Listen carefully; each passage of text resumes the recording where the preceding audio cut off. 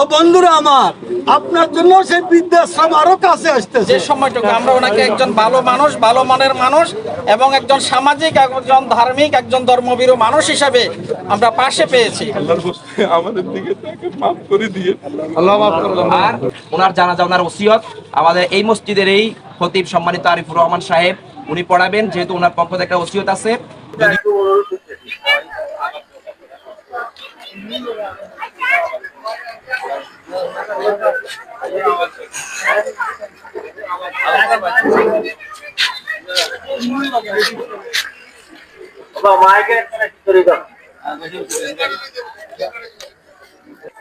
এখন বক্তব্য দিবেন আমাদের প্রাক্তন আন্তঃ ইউনিয়নের চেয়ারম্যান জনাব আব্দুল মতিন চৌধুরী। বিসমিল্লাহির রহমানির রহিম। সাইসুবা জানাজা আগত মুসল্লিন একরাম, আসসালামু আলাইকুম। সাইসুবা একজন পারদর্শী লেখক ছিলেন, দীর্ঘদিন লিখেছেন, সামাজিকতা করেছেন।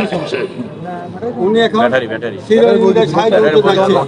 তার চলার পথে পারিবারিক জীবনে, সামাজিক জীবনে, ব্যবসায়িক জীবনে যদি কোনো ভুল ত্রুটি থাকে সকলে তাকে মাফ করে দিবেন, মাফ করে দেন, মাফ করে দেন। আরেকটি কথা বলি, আপনি একটা 2 মিনিট। জানাজা ফরজে কিফায়া, পড়লে সওয়াব আছে, না পড়লে গুনাহ নাই। 3 জন লোকের নামাজ আদায় করে দিলে সামাজিক দায়িত্ব আদায় হয়ে যায়। কিন্তু ফরজ তরক করে আপনি যদি ফরজে কিফায়া দিই, আপনি জান্নাতে যেতে পারবেন না। সেই জন্য সকলে নামাজ কায়েম করুন, আমরা সকলে এই পথের প্রতীক হয়ে যাব। প্রিয় ভাইয়ের আমার, আরেকটি কথা বলি, শেষ করব। এখন আমাদের দেশে একটা বৃদ্ধাশ্রম হচ্ছে। এখন মিয়ার বিবিকে আল্লাহর রহমত আমাদের ঘরে বর্ষিত হয়েছে। কি রকম? তো আমাদের বৃদ্ধাশ্রম হচ্ছে, আব্বা আম্মার কাঁচরা সাফ করতে হবে না, তার জন্য ঘুম মারতে হবে না, তার খানা নিয়ে মাথা কামাতে হবে না, বৃদ্ধাশ্রমে দিয়ে আসবো, আমরা আরামে থাকবো। ও বন্ধুরা আমার, আপনার জন্য সেই বৃদ্ধাশ্রম আরো কাছে আসতেছে। আপনার সন্তানেরাও আপনাকে বৃদ্ধাশ্রমে দিয়ে আসবে। সেই জন্য প্রথমে দরকার সকলে ইসলামিক শিক্ষা, যাদের আরবি শিক্ষা আছে তারা কোনোদিন আব্বা আম্মাকে বৃদ্ধাশ্রমে দিবে না। সেই জন্য সকলের ছেলে মেয়েদেরকে আগে আরবি শিক্ষা দেওয়ার চেষ্টা করবেন। আমি তার বিদেহের তার মাগফিরাত কামনা করছি। শোক সন্তপ্ত পরিবার প্রতি সমবেদনা জ্ঞাপন করে এখানে শেষ করছি। আসসালামু আলাইকুম। এখন বক্তব্য দিবেন ওনাদের সমাজের বর্তমান প্রতিনিধি জনাব বিসমিল্লাহির রহমানির রহিম। আমাদের মরহুম সাচ্চুবেন্টার সাহেবের জানাজায় আগত বিভিন্ন দূর দূরান্ত থেকে আগত মুসল্লিয়ান একরাম, আসসালামু আলাইকুম। আসলে অনেকেই কষ্ট করে, আমাদের পরিস্থিতি বলে দিচ্ছে, অনেক দূর দূর থেকে আসছেন ওনার জানাজা শরীক হওয়ার জন্য। আমরা কোনো রকম বিলম্ব করাবো না, যে লম্বা বক্তব্যে আমরা যাব না। আমরা আসলে সাচ্চুবেন্টার সাহেবকে দীর্ঘ বছর ধরে চিনি, তিনি বুইয়া বাড়ি থেকে উঠে এসে আমাদের পাশে বাড়ি করে আজকে এতটা বছর আমাদের সাথে বসবাস করছেন। যেটুকু সময় আমরা ওনার সাথে অতিবাহিত করেছি, যে সময়টুকু আমরা ওনাকে একজন ভালো মানুষ, ভালো মনের মানুষ এবং একজন সামাজিক, একজন ধার্মিক, একজন ধর্মভীরু মানুষ হিসাবে আমরা পাশে পেয়েছি।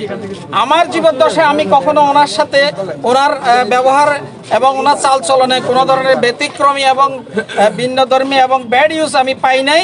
যে স্বীকৃতি স্বরূপ আজকে ওনার এই শেষ প্রান্তে এসে যিনি না ফেরার দেশে যাচ্ছেন, ওনাকে সবাই ক্ষমা করে দিবেন। আমরা আমাদের অত্র এলাকা সমাজ, আমরা ভিন্ন সমাজের হইলে আমরা বসবাস করছি কাছাকাছি, আমরা আমাদের সমাজের পক্ষ থেকে, এলাকার পক্ষ থেকে ওনাকে মাফ করে দিলাম।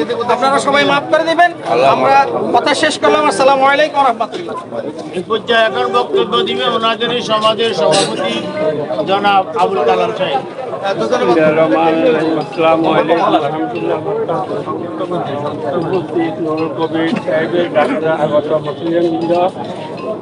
আসলে মৃত্যুর পরে কিছু বলার মতো কিছু থাকার কথা না।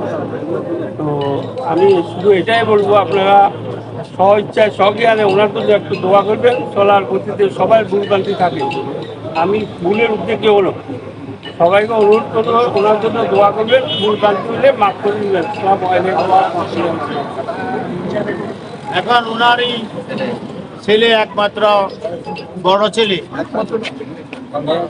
উনি আপনাদের কাছে ওনার পিতার চলাফেরার মাধ্যমে যদি কোনো রকম ভুল ত্রুটি থাকে আপনারা আল্লাহর বাস্তে আজকে ওনার এই শেষ বিদায় লগ্নে ওনাকে ক্ষমা করে দিবেন।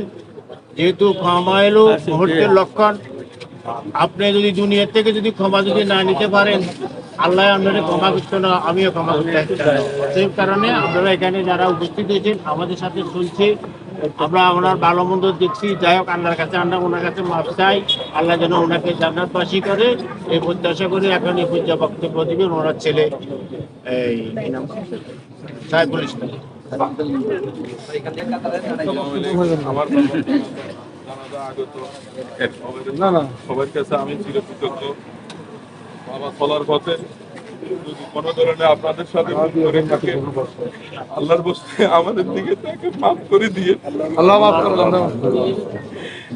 দেন দেন দেন পাওনা যদি তাকে আমরা আছি, আমার সাথে যোগাযোগ করিয়ে, বাজারে আমি আছি, বাড়িতেও আছি, আল্লাহর বস্তে আমার সাথে যোগাযোগ করিয়ে আল্লাহর বস্তে মাফ করে দিয়ে সবাই সবাই দেনা পাওনা দেখলে আমার সাথে যোগাযোগ করিয়েন।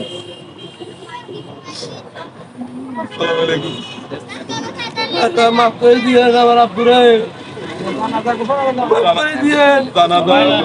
আরিফ ভাই পড়াইব।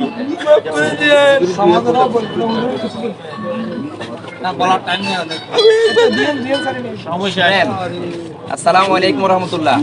এখানে ওয়াজ করার জায়গা নয়, কিন্তু এখান থেকে শিক্ষা নেওয়ার জায়গা। এটা কিসের জায়গা? শিক্ষা নেওয়ার জায়গা। আর যেহেতু উনি একজন সামাজিক ব্যক্তি ছিলেন এবং উনি একজন লেখক ছিলেন, উনি কয়েকটা সমাজের সাথে সংশ্লিষ্ট ছিলেন, দুই একজন লোক থাকতে পারে, এই জন্য হয়তো বা জানাজার নামাজে বিরক্ত হইয়েন না। আল্লাহর বাস্তে 1 নম্বরে ওনাকে আপনারা ক্ষমা করে দেন। কুল্লু নাফসিন যায়কাতুল মাউত, আপনি ক্ষমা করবেন, আপনার পিছনের গুলো আপনাকে ক্ষমা করে দিবে যখন আপনি মারা যাবেন তখনও। কারণ আল্লাহ রাসূল বলছে সবার আগে মৃত ব্যক্তিকে ক্ষমা করা 1 নম্বর আপনাদের দায়িত্ব।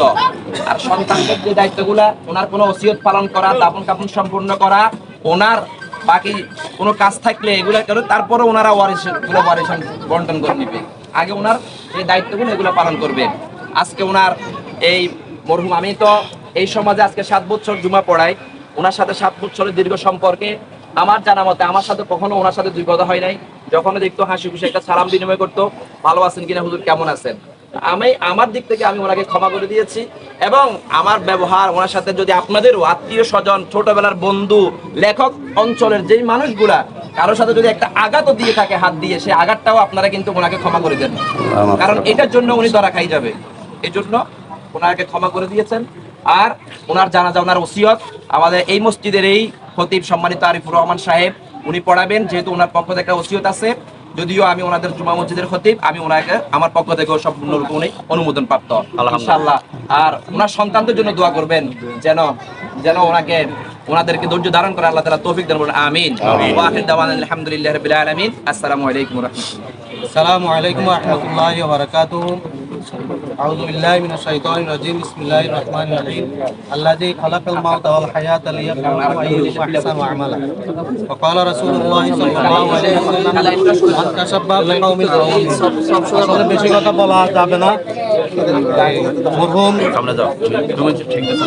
সাকচুনি মরহুম কবি সাকচুনি উনি আমার সাথে খুব ভালো সম্পর্ক ছিল। আমি শ্রদ্ধা করতেও এবং আলেম ওলামাকে ভালোবাসতো। সেই হিসেবে আল্লাহ তাকে যেন তার জীবনের সমস্ত গুণাগুলো মাফ করে সবাই বলে এবং তাকে জান্নাতের মেহমান হিসেবে সবাই কবুল করেন যেন সবাই বলে